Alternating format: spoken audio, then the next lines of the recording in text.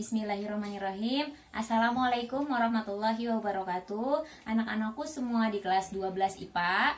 Hari ini Ibu akan membahas tentang sel volta, materi dan contoh soalnya.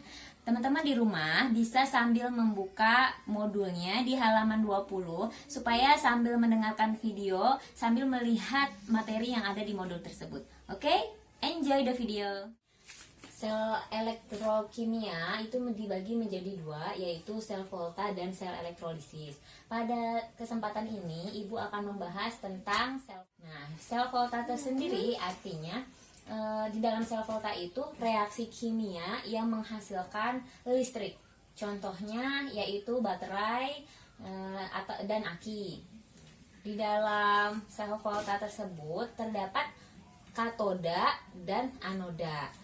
Katodanya bermuatan positif, sedangkan anodanya bermuatan negatif. Nah, di dalam katoda tersebut terjadi reaksi reduksi, sedangkan di anoda terjadi reaksi oksidasi. Jadi kalau mau disingkat bisa red, yaitu katoda reduksi atau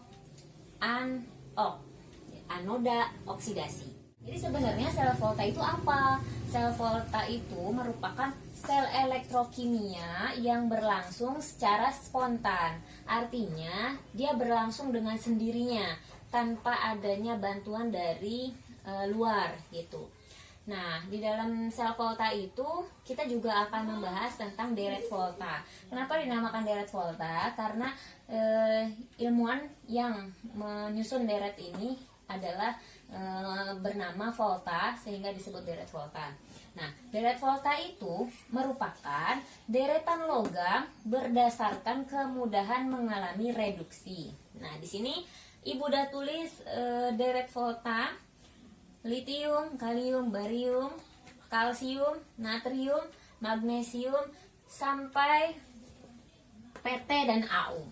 Nah, di sini di dalam deret volta itu perhatikan, semakin ke kiri dia semakin mudah mengalami oksidasi atau bisa disebut dengan reduktor Watt.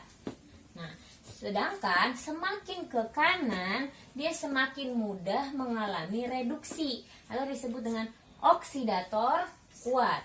Nah, kalau semakin ke kiri dia berada di anoda. Sebaliknya, kalau yang di sebelah kanan dia berada di katoda. Nah, nanti juga kita akan membahas tentang E-sel atau potensial standar. Nilai E-selnya itu semakin ke kiri, E-nya semakin kecil. Sedangkan semakin ke kanan, E-nya semakin besar. Tapi di sini juga bukan berarti semua yang berada di kiri punya sifat ini. Dan semua yang berada di kanan mempunyai sifat ini. Nah, ini sifat ini tuh merupakan perbandingan antara dua logam. Misalnya natrium dengan Al, contohnya. Nih, natrium dengan aluminium, mana yang lebih kiri dan mana yang lebih kanan?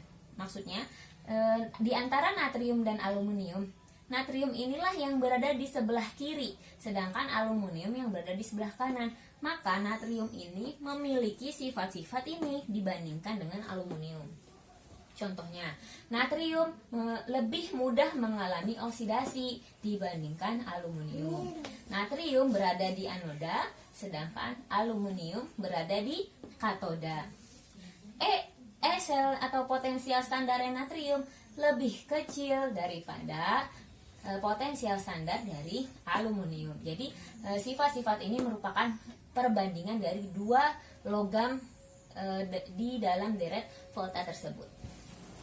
Oke, lanjut ya. Misalkan ini Ibu akan membahas contoh soal. Jika misalkan diketahui Zn2 plus ditambah 2E menghasilkan Zn dengan E0-nya min 0,76 volt dan Cu2 plus ditambah 2E menghasilkan Cu dengan E0-nya plus 0,34 volt. Nah, teman-teman juga bisa lihat di deret volta bahwa Zn itu lebih kiri dibandingkan Cu. Jadi dia lebih ke kiri, Cu ke kanan.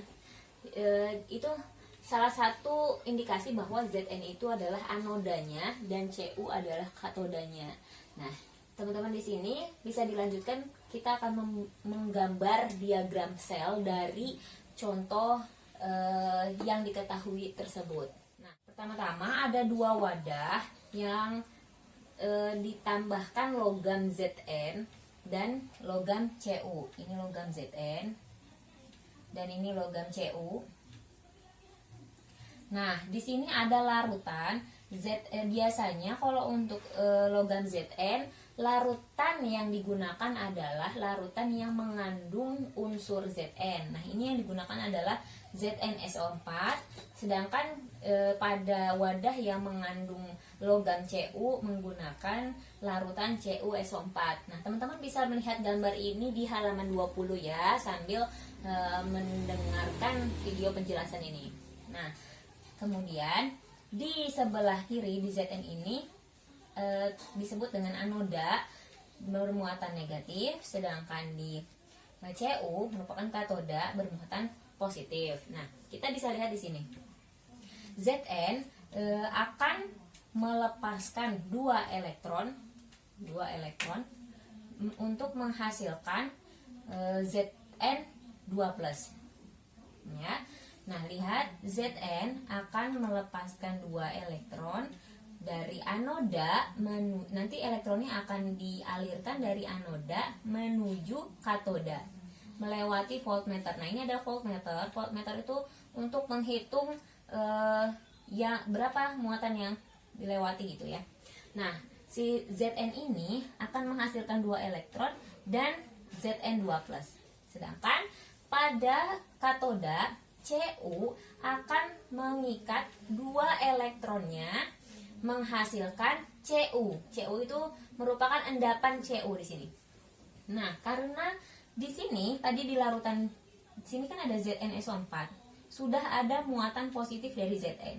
Nah, Zn ini yang di logam sini menghasilkan Zn2+ lagi, maka akan terlalu banyak muatan positif yang ada di sini. Sedangkan kalau di sini terlalu banyak muatan negatifnya. Nah, perlu adanya keseimbangan muatan. Maka di sini akan ditaruh jembatan garam. Biasanya menggunakan larutan agar-agar.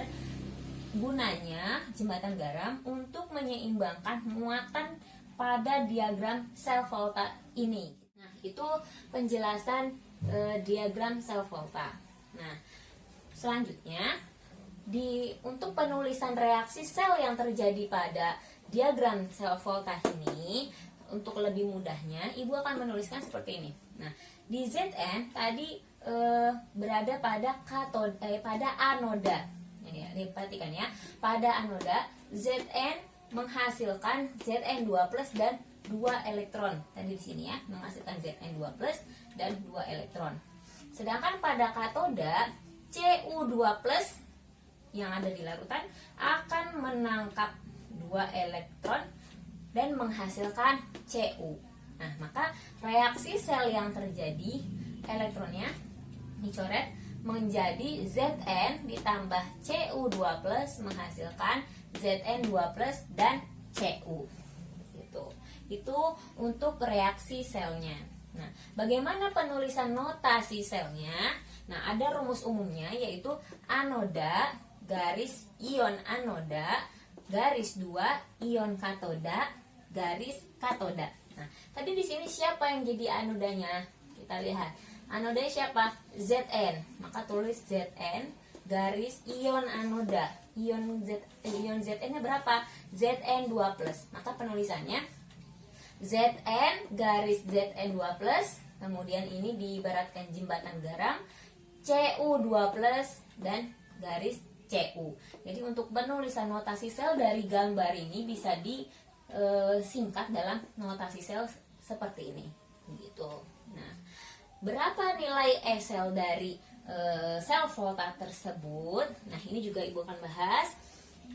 Rumus umumnya E sel itu adalah E dari katoda dikurang E dari anoda. Nah, tadi siapa yang ada di katoda? Yang ada di katoda itu adalah Cu. Berarti lihat berapa tadi E-nya? di CO. E-nya adalah plus 0,34. Nah, kamu tulis di sini 0,34 dikurang E anoda. Nah, anodanya siapa? Anodanya adalah Zn. Berapa SL-nya? Zn SL-nya min 0,76 volt. Tulis di sini. Dikurang min 0,76. Nih, ini min dikurang min. Nih, coba lihat jadi apa? Jadi positif kalau di pelajaran matematika ya. Nah, maka menghasilkan plus 1,1 volt. Nah, berarti kalau misalkan E-selnya menghasilkan muatan positif plus, maka dia disebut dengan reaksi yang berlangsung spontan. Begitu penjelasan dari contoh soal tersebut.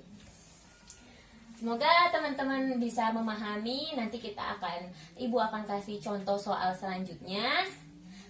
Ambil baiknya, buang buruknya. Wassalamualaikum warahmatullahi wabarakatuh.